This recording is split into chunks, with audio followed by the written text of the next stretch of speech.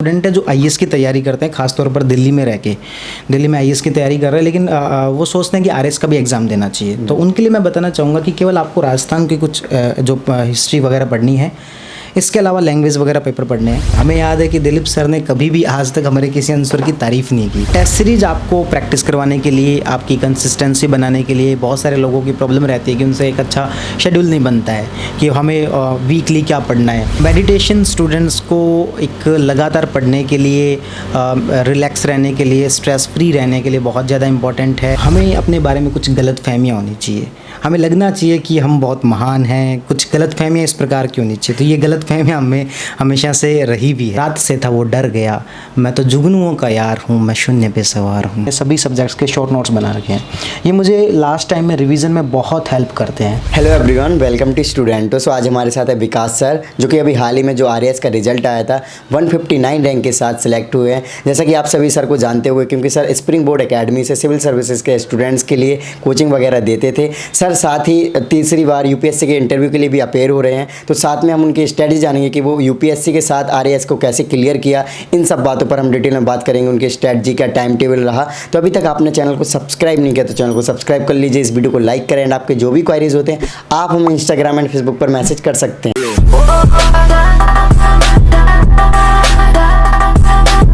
ये मेरे नोट्स हैं, ये मैंने शॉर्ट नोट्स बनाए हुए हैं। ये आपको देखने में लगेगा कि इतने छोटे छोटे क्यों लिखे हुए हैं, क्योंकि मेरे शॉर्ट नोट्स हैं। इनका मैं यूज़ करता था। ये आपको जो नोटबुक दिखाई दे रही है, इस पूरी नोटबुक के अंदर लगभग 8 से 9 सब्जेक्ट हैं। पूरे के पूरे सब्जेक्ट इसी में हैं। और ये किसी दिन अच्छा सौभाग्य था कि मैंने कब ये बनाने शुरू किया। एक्चुअली मुझे खुद को भी याद नहीं है और मैंने कोई ऐसे विशेष स्पेसिफिक पर्पज़ से बनाने शुरू नहीं किए थे। एक सब्जेक्ट से शुरू किए और वो अच्छा रिवाइज़ हो गया, तो मुझे लगा कि सबके बनाने चाहिए। और ऐसे करते करते मैंने सभी सब्जेक्ट्स के शॉर्ट नोट्स बना रखे हैं। ये मुझे लास्ट टाइम में रिवीजन में बहुत हेल्प करते हैं। इवन आज के टाइम पर मुझे कहा जाए कि आपको यूपीएससी का सिलेबस रिवाइज़ करना है, तो ये कॉपी मैं बहुत जल्दी रिवाइज़ कर सकता हूँ। इसलिए मैंने इस नोट्स को कम से कम भी 15-20 बार आराम से रिवाइज़ कर रखा है। इसमें जो भी चीज़ें एक्स्ट्रा होती हैं उनको मैं यहाँ पर जो है वो कुछ चीज़ें ऐड ऑन कर देता हूँ। कुछ करंट अफेयर की कोई चीज़ आती है, कोई इन्फॉर्मेशन आती है, उसको यहाँ पर ऐड ऑन कर देता हूँ। इस तरीके से ये मेरे नोट्स जो बनाए हुए हैं, ये वाकई में मुझे कभी कभी लगता है कि मेरे लिए वरदान ही रहा।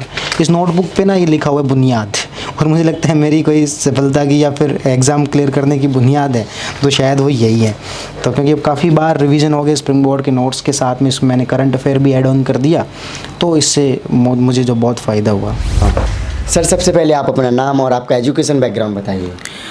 मेरा नाम विकास गुप्ता है और मैं राजस्थान के श्री गंगानगर ज़िले से बिलोंग करता हूँ। इससे पहले मैंने बीएससी मेरा बैकग्राउंड रहा है। उसके बाद एमए हिस्ट्री से किया, नेट जेआरएफ क्लियर किया और अभी राजस्थान यूनिवर्सिटी से एमफिल गांधीयन स्टडी के अंदर मैं कर रहा हूँ। ओके सो सर जैसा कि देखा जाए यूपीएससी हो गया या फिर स्टेट पीसीएस एग्जाम्स हो गए, बहुत बड़े एग्जाम्स होते हैं। तो इनकी प्रिपरेशन करने के लिए कहीं ना कहीं मोटिवेशन की ज़रूरत होती है। तो कहाँ से मोटिवेशन निकल के आया कि हमें इन एग्ज़ाम की प्रिपरेशन करनी चाहिए? बीएससी की तैयारी के दौरान ही मुझे लगा कि मुझे सिविल सर्विस की तरफ जाना चाहिए। और फिर मैंने 2016 के अंदर स्प्रिंग बोर्ड एकेडमी जयपुर के अंदर उसको ज्वाइन किया और वहाँ से इसके अंदर रुचि जो है वो बहुत ज़्यादा बढ़ती गई और फिर ये एक सपना बन गया कि मुझे सिविल सर्विस को क्लियर करना ही है। तो इस तरीके से इसकी शुरुआत होती है। ओके सो सर आप अपनी एग्ज़ाम्स की जर्नी बताइए कि आपने कौन सी एग्ज़ाम कब दी और उसका क्या रिजल्ट रहा? 2016 में स्प्रिंग बोर्ड ज्वाइन करने के बाद 2017 नवंबर के अंदर मैंने पहली बार जेआरएफ क्लियर किया। बीएससी करने के बाद स्टूडेंट्स को लगता है कि साइंस बैकग्राउंड के हैं, आर्ट्स बैकग्राउंड का ये एग्ज़ाम नॉर्मली रहता है, तो क्लियर हो पाएगा कि नहीं हो पाएगा। लेकिन कोचिंग में आने के बाद हिस्ट्री सब्जेक्ट में इतनी रुचि बनी, इतना इंटरेस्ट बना और मैंने हिस्ट्री से जेआरएफ क्लियर किया और एमए हिस्ट्री से किया। फिर हिस्ट्री को ऑप्शनल के रूप में भी रखा और फर्स्ट अटैम्प्ट में हिस्ट्री में all over India 3rd highest marks मेरे ऑप्शनल के अंदर रहे, 304 मार्क्स जो रहे। उसके बाद मैंने फ़र्स्ट अटैम्प्ट 2018 के अंदर यूपीएससी का दिया, उसी के साथ साथ आरएएस का भी फ़र्स्ट अटैम्प्ट उस समय में दिया। दोनों ही प्री क्लियर हो गए। फर्स्ट अटैम्प्ट में यूपीएससी इंटरव्यू दिया, फाइनल लिस्ट में नाम नहीं आ पाया। सेकंड अटैम्प्ट में फिर यूपीएससी का इंटरव्यू दिया और फाइनली कट ऑफ से वेटिंग लिस्ट से जो वो 0 नंबर से रह गए और ये अपने आप में बड़ा इंटरेस्टिंग था। और इस बार आरएएस का फाइनल रिज़ल्ट आया, 159 रैंक के साथ सिलेक्शन हुआ है और साथ ही साथ यूपीएससी का 3rd इंटरव्यू भी इस बार मैं दे रहा हूँ और इसके अलावा CAPF का जो एग्ज़ाम होता है उसको भी मैंने क्लियर किया है। ओके, तो सर कहीं ना कहीं अगर देखा जाए आप लगातार 3rd टाइम इंटरव्यू दे रहे हो और उसके बीच में आपका RAS में सिलेक्शन हो गया, तो सर ये जो खुशी है वो किस तरीके से आप एक्सप्रेस करना चाहोगे? जब आपने का रिजल्ट देखा तो उस टाइम आपने किन को बताया और उनका क्या रिएक्शन था? 2 बार फेलियर यूपीएससी की देखने के बाद आरपीएससी के अंदर जो पहली बार ये सफलता मिली, हालांकि मैंने यूपीएससी को ही हमेशा टारगेट बनाया था और साथ ही साथ जो है वो आरएस की तैयारी भी, कोचिंग का मार्गदर्शन इस तरीके से रहा कि उस तरीके से हम चलती रही। पहली बार सिलेक्शन की काफ़ी खुशी हुई, घर वालों को सबसे पहले बताया, फिर जब दिलीप सर को फ़ोन किया मैंने और राजवीर सर, विजय सर, लक्षिता मैम वहाँ पर सब मौजूद थे, तो काफ़ी ज़्यादा खुशी उस समय महसूस हुई। ओके, सो सर अगर देखा जाए जैसे कि आपका रिजल्ट आया उसके बाद आप कोचिंग में पढ़ा भी रहे हो, तो सर कैसे मैनेज किया अपनी स्टडी को और पढ़ाते हुए? मैंने सेकंड जब मेंस लिखा यूपीएससी का, उसके बाद मैंने पढ़ाना शुरू कर दिया था। और क्या होता है कि पढ़ाई भी उसी चीज़ की करवानी होती है और पढ़ना भी वही होता है, तो उससे आपको बेनिफिट होता है। और फिर इसके अलावा स्टूडेंट्स के साथ में जब मिलते हैं तो वो एनर्जी हमेशा मिलती रहती है, वरना क्या होता है कि जैसे जैसे अटैम्प्ट बढ़ते जाते हैं तो आपकी एनर्जी डाउन होती जाती है। लेकिन स्टूडेंट्स हमारे लिए एक एनर्जी का काम करते हैं। स्टूडेंट्स मुझे कहते हैं कि आप हमारी एनर्जी, मुझे लगता है कि स्टूडेंट्स हमारी एनर्जी है। तो स्टूडेंट्स से हमें एनर्जी मिलती रहती है, तो उस वजह से पढ़ाई से जुड़ा होता रहता है, वही चीज़ें पढ़नी होती है, वही चीज़ें पढ़ानी होती है, तो उसमें थोड़ा बहुत ज़्यादा निपुण होते जाते हैं। ओके, सो सर आप अपने आप को स्टे मोटिवेट कैसे रख पा रहे थे, क्योंकि आपका 2 टाइम्स फेलियर हुआ है कहीं ना कहीं लास्ट पोजीशन में पहुंचने का? इसमें सबसे बड़ा रीज़न रहेगा कि दिलीप सर हमेशा हमें पॉजिटिविटी रखने को कहते हैं। सकारात्मक जो माहौल, हमारी कोचिंग का हमेशा सकारात्मक माहौल रहता है। हमें कभी लगता ही नहीं है कि हम जो है सफल हुए हैं, और हमेशा आगे बढ़ने की प्रेरणा जो मुझे मिलती रहती है। और हमेशा दिलीप सर एक बात कहते होते हैं कि भाई हमें अपने बारे में कुछ गलत फहमियाँ होनी चाहिए, हमें लगना चाहिए कि हम बहुत महान हैं, कुछ गलत फहमियाँ इस प्रकार की होनी चाहिए। तो ये गलत फहमियाँ हमें हमेशा से रही भी है। ओके, सो सर सबसे पहले मैं चाहूँगा आप RAS की थोड़ा सा डिटेल बताइए कि RAS का क्या पैटर्न है, कितना एग्ज़ाम होते हैं? RAS के अंदर 3 चरण होते हैं, प्री, मेंस, इंटरव्यू। इसमें यूपीएससी की तरह ऑप्शनल सब्जेक्ट जो वो नहीं होता है। प्री जो है वो क्वालिफाइंग होता है, इसके मेरिट के बेस पर मेंस में बैठने का मौका मिलता है। और मेंस के अंदर 4 पेपर होते हैं, जिसमें एक पेपर लैंग्वेज का होता है, और लैंग्वेज काफ़ी इंपॉर्टेंट है, उससे आपकी रैंक वगैरह भी डिसाइड हो सकती है काफ़ी अच्छे से। और उसके बाद 100 नंबर का इंटरव्यू होता है। ओवरऑल 900 मार्क्स का ये पूरा टोटल स्कोर होता है, उसके बेस पर आपकी रैंक आती है। ओके, सो सर आपने यूपीएससी के साथ RAS की कैसे तैयारी की, इसके बारे में थोड़ा सा सर डिटेल में। मैंने स्प्रिंग बोर्ड के अंदर IAS का बैच ज्वाइन किया था, और फर्स्ट अटैम्प्ट में और IAS का और RS का प्री जब एक साथ दिया, मैंने अलग से RS की तैयारी नहीं की थी। यूपीएससी की तैयारी के दम पर ही जो है मेरा RS का प्री निकल गया था। लेकिन जब मेंस की बारी आई तब मेरा यूपीएससी का मेंस भी था और RS का मेंस भी था, और मैं RS का मेंस देना नहीं चाह रहा था। और लेकिन राजवीर सर ने मुझे काफ़ी इंसिस्ट किया कि नहीं, जब आपका प्री क्लियर हो रखा है तो आपको जो वो इसका मेंस देना चाहिए। तो मैंने कहा सर 15-20 दिन बाकी हैं और मेंस बहुत कम समय में है, तो इतना तो कैसे पढ़ पाऊँगा, और इतनी सारी मटेरियल होता है कैसे पढ़ पाऊँगा। तो सर ने मुझे कहा कि नहीं, आप तो बस स्प्रिंग बोर्ड के जो नोट्स हैं उनको पढ़ो, जो यूपीएससी का सिलेबस है वो आपका अच्छे से तैयार है, उसको इसकी फ़िक्र जो वो छोड़ दो। जो सब्जेक्ट्स एक्स्ट्रा हैं, जैसे लैंग्वेज वाला पेपर होता है, इसके अंदर क्या होता है 6 छोटे सब्जेक्ट होते हैं, बिहेवियर है, लॉ है, स्पोर्ट्स एंड योगा है। तो सर ने कहा कि स्प्रिंग बोर्ड के नोट्स पढ़ने हैं, इसके अलावा कुछ भी नहीं पढ़ना है। तो 15-20 दिन में मैंने उस स्प्रिंग बोर्ड के नोट्स को कम से कम भी 2-3 बार रिवाइज कर दिया था, अच्छे से उसका रट्टा मार लिया था। उसी के बेस पे जो वो RS मेंस का भी ठीक ठाक स्कोर जो हो रहा है। ओके, सो सर आपको क्या लगता है जो नए स्टूडेंट्स हैं उनको कैसे तैयारी करनी चाहिए? यूपीएससी के साथ RAS की करनी चाहिए या फिर RAS के लिए अलग से टाइम देना चाहिए? डेफिनेटली RAS एक बहुत ही अच्छा अल्टरनेटिव है, बहुत ही अच्छा एक आपका ऑप्शन, जो विकल्प B हम कहते हैं वो है। तो हमें यूपीएससी के साथ साथ RPSC की तैयारी यदि करनी है तो कुछ थोड़े बहुत एक्स्ट्रा एफर्ट लगाने होते हैं। आपका 60-70% काम तो जब यूपीएससी की तैयारी कर रहे होते हैं उसी दौरान हो जाता है। कुछ एक एक्स्ट्रा सब्जेक्ट हैं, थोड़ा सा राजस्थान को यदि और अच्छे से पढ़ा जाए तो आपकी RPSC और UPSC दोनों की तैयारी एक साथ चल सकती है, जो कि आपको एक कॉन्फिडेंस बिल्ड करती है। जैसे अभी मेरा सिलेक्शन हुआ तो एक आपका कॉन्फिडेंस बिल्ड होता है कि अब हाँ, हम जो है वो अब UPSC में भी और अच्छा कर सकते हैं पहले से। ओके, सो सर आपने क्या टाइम टेबल फॉलो किया अपनी स्टडी को? टाइम टेबल एग्जैक्टली कुछ ऐसा नहीं रहता था हालांकि, लेकिन एग्ज़ाम्स टाइम्स के अंदर जो है वो मैं कोशिश करता था कि सुबह जल्दी उठ के, मेरा 4-5 बजे उठने का मैंने उस दौरान रूटीन बनाया था। 4-5 बजे उठने के बाद जब वो 7-8 बजे तक लगातार पढ़ाई की, फिर घंटा भर रिफ़्रेशमेंट के लिए जब इधर उधर घूम लिए, फिर वापस पढ़ाई की, कोचिंग में चले गए, सर वगैरह को आंसर वगैरह चेक करवा लिए, उनसे लगातार जो टच में रहते थे, तो पॉजिटिव एनवायरनमेंट बना रहा। तो इस तरीके से चीज़ें मैनेज हो गई थी। ओके, सो सर आरएएस में अगर देखा जाए तो किन टॉपिक्स पर या किन बुक्स पर ज़्यादा फोकस करनी चाहिए? वैसे तो यूपीएससी के सिलेबस से थोड़ा सा ये डिफरेंट है। जो एक्स्ट्रा सब्जेक्ट्स हैं जैसे लाइक, क्योंकि बहुत सारे स्टूडेंट हैं जो आईएएस की तैयारी करते हैं, खासतौर पर दिल्ली में रह के, दिल्ली में आईएएस की तैयारी कर रहे हैं, लेकिन वो सोचते हैं कि आरएएस का भी एग्ज़ाम देना चाहिए। तो उनके लिए मैं बताना चाहूँगा कि केवल आपको राजस्थान की कुछ जो हिस्ट्री वगैरह पढ़नी है, इसके अलावा लैंग्वेज वगैरह पेपर पढ़ने हैं। और स्प्रिंग बोर्ड एकेडमी ने अभी एक ऑनलाइन प्लेटफॉर्म भी लॉन्च किया है जिसके अंदर आप राजस्थान वगैरह को पढ़ सकते हो। तो ये एक और अच्छी बात हो गई। जो बहुत सारे स्टूडेंट जो दिल्ली में इस चीज़ से वंचित रह रहे थे कि हम आरएएस की तैयारी कैसे करें, अब उनके लिए बहुत ही अच्छा एक ऑप्शन मिल गया है कि आप स्प्रिंग बोर्ड एकेडमी से जो है वो राजस्थान अलग से पढ़ सकते हैं। और राजस्थान नो डाउट कि पूरे भारत में या राजस्थान के अंदर सबसे अच्छा कहीं पढ़ाया जाता है।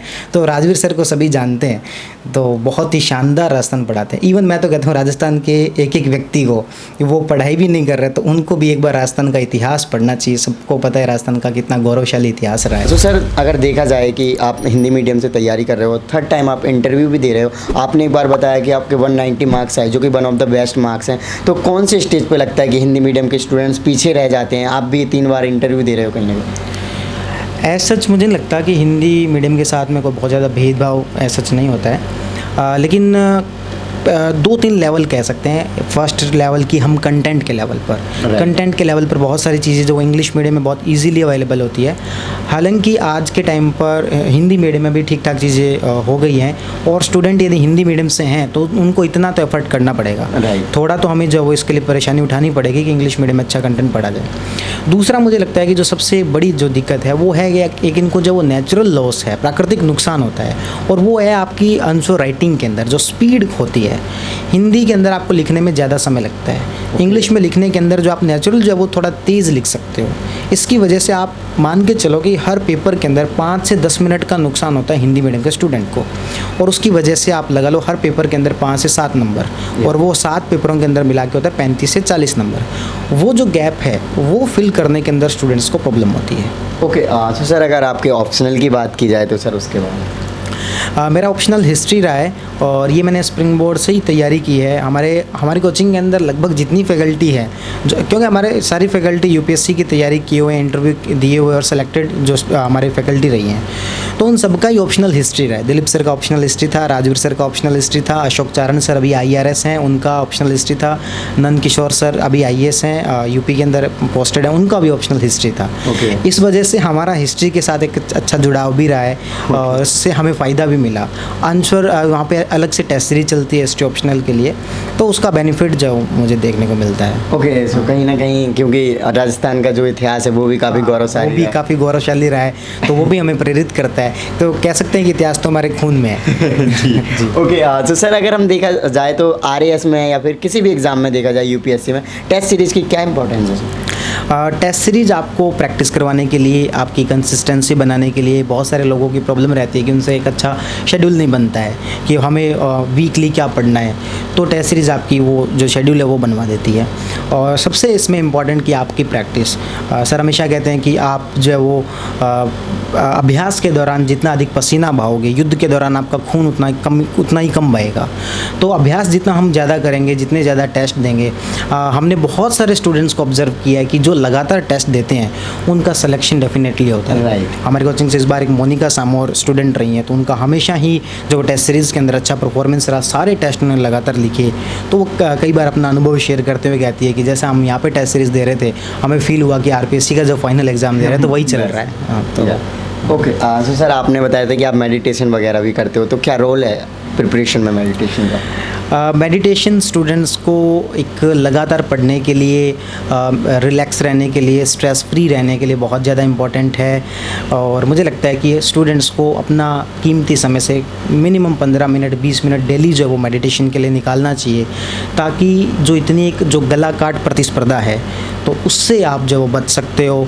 और प्रतिस्पर्धा की बजाय अनुस्पर्धा, खुद से जो प्रतिस्पर्धा करना होता है उसकी तरफ यदि आप बढ़ना चाहते हो तो मेडिटेशन इसमें एक बहुत ही इम्पॉर्टेंट रोल जो प्ले करता है। तो योग और मेडिटेशन इसमें से कुछ एक ज़रूर अपनाया जाना चाहिए। जी ओके। सो सर अगर हम बात करें माइंड को सेट कैसे रखें या फिर स्टडी के अनुसार? कंसिस्टेंसी बनाने के लिए बहुत ज़रूरी है कि आप अपने कुछ टारगेट सेट करो, क्योंकि टारगेट बेस्ड अप्रोच यदि आप रखोगे तो आप निरंतर आगे बढ़ते चले जाओगे और आपको पता भी नहीं लगेगा। जैसे मैंने एक कहानी सुनी थी कि एक गुरु ने 2 शिष्यों को कहा कि भाई आपको एक टॉर्च दे दी और 10 किलोमीटर का रास्ता तय करना है। तो पहले स्टूडेंट ने कहा कि सर ये जो टॉर्च है ये आगे के 5 मीटर का भी रोशनी नहीं दिखाती, हम 10 किलोमीटर कैसे जाएंगे। जो दूसरा स्टूडेंट वो थोड़ा स्मार्ट था, उसने 5 मीटर चला और फिर रोशनी और 5 मीटर आगे हो गई, फिर 5 मीटर चला, रोशनी और 5 मीटर आगे हो गई। इस तरीके से जब 10 किलोमीटर वो आगे बढ़ गया। इसी तरीके से यदि हम भी गोल को अपनाते हैं, हमारा एक मंथली, एक वीकली और एक पर डे का एक गोल होना चाहिए कि हमें पढ़ाई कितनी करती है। बहुत सारे स्टूडेंट्स को मैंने देखा है कि वो जो है वो घंटे के हिसाब से शेड्यूल बनाते हैं कि मुझे 7 से 9 ये पढ़ना है, 9 से 9:15 तक मुझे चाय पीनी है। चाय पीने का भी कोई शेड्यूल होता है क्या? इसकी बजाय आप जो वो टारगेट बेस्ड बनाओ कि मुझे आज के दिन में इतना काम करना है, भले ही वो कितने भी घंटे में हो। और यदि आप किसी दिन लैग कर जाते हो तो चूँकि आपका एक हफ्ते का, वीक का भी गोल है तो आपको वहाँ पर कंप्लीट करना पड़ेगा और इसलिए आपका क्रॉस चेक भी अच्छे से हो जाएगा। और उससे भी बढ़िया है कि आप जब रात को सोने जाओ, जब भी आप बिस्तर पर जाओ तो ये सोच के सो कि क्या मैंने आज जितना मुझे एफ़र्ट करना चाहिए था, क्या मैंने उतना एफ़र्ट किया है या फिर नहीं किया है, क्या मैं अपने जो मंजिल के साथ में न्याय कर रहा हूँ या नहीं कर रहा हूँ। तो ये सोच के यदि सोओगे तो डेफिनेटली आपको फ़ायदा मिलेगा। सर आरएएस अगर देखा जाए तो अदर स्टेट जो एग्ज़ाम्स होते हैं, अगर हम हिंदी बेल्ट की ही बात करें तो उनसे कितना सिंपल है या फिर हार्ड है? इसमें जैसे यूपीपीसीएस की बात की जाए, बीपीएससी की बात की जाए, इनके अंदर यूपीएससी के साथ सिमिलरिटी बहुत ज़्यादा है। जैसे उसमें भी ऑप्शनल रहता है तो सिमिलरिटी काफ़ी ज़्यादा है। इसके अलावा आरपीएससी में देखा जाए तो थोड़ी सी चीज़ें डिफरेंट रहती है। इसमें राजस्थान को काफ़ी ज़्यादा वेटेज है। इसके अलावा जो सिलेबस है उसके अंदर भी बहुत सारी चीज़ें अलग हैं। तो वो चीज़ें मुझे लगता है कि अदर स्टेट पीसीएस की बजाय आरपीएससी थोड़ा सा राजस्थान वालों को ज़्यादा देते हैं। ओके अंशु सर, जैसे कि आप टीचिंग भी करते हो तो टीचिंग अपने एक्सपीरियंस के अकॉर्डिंग स्टूडेंट्स को मोटिवेट रहने के लिए थोड़ा सा सर आप बताइए कि उनको कैसे मोटिवेट रहना चाहिए, क्योंकि बहुत सारे स्टूडेंट्स हैं प्रिपरेशन करते रहते हैं, एक कंसिस्टेंसी नहीं बना पाते हैं कि ज़्यादा टाइम तक इस टेबल पर अपनी स्टडी कर पाएँ, या इसके अलावा एग्ज़ाम्स नहीं होते उनके सही से तो डिमोटिवेट होते हैं और काफ़ी नर्वस सा फील। मुझे लगता है कि आपको कम विकल्प और अधिक संकल्प रखना चाहिए। संकल्प आपका बड़ा होना चाहिए, विकल्प आपके पास कम होने चाहिए और मिनिमम इनपुट आपका होना चाहिए और मैक्सिमम आउटपुट होना चाहिए। इस तरीके से पढ़ाई करो कि जो पढ़ना है एग्जैक्टली उसी को पढ़ा जाए। और फिर जैसा दिलीप सर हमेशा कहते हैं, अपने बारे में कुछ गलत फहमियाँ जो वो होनी चाहिए। जैसे मुझे एक कविता याद आती है, सर कई बार जो बताया करते थे कि कविता है, मैं शून्य पे सवार हूँ, बेअदब सा खुमार हूँ, मुश्किलों से क्या डरूँ, मैं खुद कहर हजार हूँ, ऊंच नीच से परे मजाल आँख में भरे, मैं लड़ रहा हूँ रात से मशाल हाथ में लिए, जो सूर्य नहीं मेरे साथ है तो ये क्या नई बात है, शाम होते ही वो तो ढल गया, रात से था वो डर गया, मैं तो जुगनुओं का यार हूँ, मैं शून्य पे सवार हूँ। Okay, very nice sir. Okay so sir अगर हम बात करें जो आरएएस का भी नया नोटिफिकेशन आया तो अब स्टूडेंट सोच रहे होंगे कि कहीं ना कहीं रिजल्ट आने के बाद और नोटिफिकेशन आ जाए अगली वैकेंसी का तो मोटिवेशन काफ़ी हाई होता है, तो वो स्टूडेंट्स अब आगे अपनी प्रिपरेशन को कैसे लेकर चलना चाहिए? हाँ बिल्कुल, अभी नोटिफिकेशन आया हुआ है तो स्टूडेंट्स के अंदर एक मसानिया बैराग जो है वो भी कई बार आता है कि एक बार के लिए जोश आना। लेकिन अभी आपके पास बिल्कुल एक जो बिल्कुल सही समय है, क्योंकि यूपीएससी का प्रीबी है 10 अक्टूबर को, तो बहुत सारे स्टूडेंट यूपीएससी आरपीएससी दोनों की एक साथ तैयारी करते हैं। तो उनको मेरा सुझाव रहेगा कि आप 10 अक्टूबर तक, जब तक आपका यूपीएससी प्रीलिम्स होता है, यूपीएससी पर फोकस करो, क्योंकि इससे आपका 60-70% सिलेबस जो कवर हो जाएगा। उसके बाद आरपीएससी का जो प्री का एग्ज़ाम है वो नवंबर दिसंबर से पहले नहीं होना, तो 2 महीने आपको और मिल जाएंगे। उस दौरान जो आपका एक्स्ट्रा सिलेबस बचता है उसको यदि कर लोगे तो यूपीएससी और आरपीएससी दोनों का प्रीलिम्स एक साथ क्लियर हो जाएगा। उसके बाद यूपीएससी और आरपीएससी मेंस जो है वो भी दोनों एक साथ ही सिमिलर चीज़ें वो चलती रहेंगी, तो इससे आपको आसानी हो जाएगी। हाँ, तो एक ही प्रयास में जो है वो आप दोनों एग्ज़ाम जो वो क्लियर कर पाओगे। ओके तो सर इंटरव्यू आपका बार बार नहीं हो पा रहा है, तो सर क्या कमियाँ आपको लगती हैं कि आपकी रही हैं जिनकी वजह से आप फाइनल में? इंटरव्यू में हालांकि पिछली बार यूपीएससी का स्कोर अच्छा था, इस बार आरपीएससी का स्कोर थोड़ा अच्छा नहीं था। तो इसके लिए बहुत सारी सब्जेक्टिव चीज़ें होती हैं, बहुत सारा आपका लक फैक्टर भी इसमें काम करना चाहिए, तो बहुत सारी चीज़ें होती है। तो एज सच वो नहीं है कि केवल इंटरव्यू का स्कोर कम रह रहा है। पिछली बार यूपीएससी में 190 स्कोर यूपीएससी इंटरव्यू में था, तो बहुत सारी चीज़ें होती हैं। हाँ, तो मेंस और इंटरव्यू को मिला के कुछ एक चीज़ें रह रही है, जब दिन आएगा तब वो सब चीज़ें जो एक साथ क्लियर हो जाएंगी। ओके, सो सर अगर हम बात करें आपने प्रिपरेशन के दौरान या फिर टीचिंग के दौरान कुछ ऐसे एक्सपीरियंस गेन किए होंगे जो हर स्टूडेंट्स को उन पॉइंट्स को फॉलो करना चाहिए अपनी स्टडी को काफ़ी इफेक्टिव बनाने के लिए सर? तैयारी के दौरान हम जब वो ग्रुप स्टडी भी किया करते थे, और इवन हमारे ग्रुप के अंदर भी बहुत सारे लोग जब वो सिलेक्ट हुए हैं, हम आंसर चेक करवाया करते थे। जैसे हमारे यहाँ पर पूजा यादव मैम हैं, पूजा मीना हैं, तो इनको आंसर शिवेंद्र सर जो है उनको अपने आंसर चेक करवाना। तो ग्रुप में यदि पढ़ाई करते हैं तो अपनी जो कमियाँ हैं वो दूसरे लोग बता पाते हैं, उनकी जो स्ट्रेंथ है उनसे हम सीख पाते हैं। तो हमें क्या करना है कि जो आपकी कमज़ोर चीज़ है उसको एवरेज करना है, और जो एवरेज है उसको आपको स्ट्रॉन्ग करना है, और जो स्ट्रॉन्ग है उसको आपको एक्स्ट्रा ऑर्डिनरी करना है। ये थोड़ा थोड़ा एफर्ट जो है वो हर क्वेश्चन के अंदर हमें आधा मार्क्स एक्स्ट्रा कैसे मिले, हर क्वेश्चन के अंदर हम दूसरे कैंडिडेट से थोड़ा सा अलग कैसे हो जाएं, हमारा जो आंसर है वो एग्जामिनर पढ़े ऐसा हम क्या कर सके आंसर के अंदर, वो सीखना होता है। जो कि हमें कोचिंग के अंदर, स्प्रिंग बोर्ड के अंदर मेंस जब आंसर राइटिंग हम किया करते थे तो उसमें बहुत ही अच्छे से डिटेल से पढ़ाया करते थे। हमें याद है कि दिलीप सर ने कभी भी आज तक हमारे किसी आंसर की तारीफ़ नहीं की। हम जब भी कोई आंसर लिख के लेके जाते थे तो कई बार तो उन्होंने कॉपी ऐसे फेंक के मारी हुई है। तो हमें उससे रहता था कि अब हमें इससे और अच्छा करना है, हमें और अच्छा करना है। तो इस दौरान इसी प्रोसेस के अंदर चीज़ें जो काफ़ी सारी सीख गए, और सर की तारीफ़ अभी भी हम चाहते हैं कि कभी सर के मुंह से हमारी खुद की आंसर की तारीफ़ जो सुन लें, लेकिन शायद कभी वो दिन आएगा, उस दिन शायद सिलेक्शन भी हो जाए। ओके, सो लास्ट में सर कोई मैसेज रहेगा स्टूडेंट्स के लिए? जैसा कि हमने कहा कि डिसिप्लिन, संकल्प शक्ति बहुत इम्पॉर्टेंट है। हम देखते हैं कि स्टूडेंट लाइफ के अंदर कई बार हताशा होती है, निराशा होती है, और स्टूडेंट जो है वो डीमोटिवेट होता है, डिस्ट्रैक्शंस उसके काफ़ी ज़्यादा रह जाते हैं। लेकिन यदि आपकी संकल्प शक्ति है, अपने धैर्य की शक्ति आरपीएससी यूपीएससी वैसे भी लेती है, तो धैर्य, अनुशासन, संकल्प शक्ति और निरंतरता को बनाए रखो और आपकी निश्चित ही विजय होगी। बस बढ़िया अच्छे तरीके से पढ़ते रहो, बढ़ते रहो। Okay, so thank you so much sir for your lovely message. So guys, देखा सर ने अपनी जर्नी को डिटेल में आपके साथ शेयर किया। सो आई होप कि आप इस जर्नी से मोटिवेट हुए होगे और अपनी स्टडी को काफ़ी इफेक्टिव बनाओगे इनकी स्ट्रैटेजी वगैरह जानकर। सो अभी तक आपने चैनल को सब्सक्राइब नहीं किया तो चैनल को सब्सक्राइब कर लीजिए, इस वीडियो को लाइक करें, एंड आपके जो भी क्वेरीज होते हैं आप हमें इंस्टाग्राम एंड फेसबुक पर मैसेज कर सकते हैं। इन सभी की लिंक वीडियो के डिस्क्रिप्शन में। जय हिंद।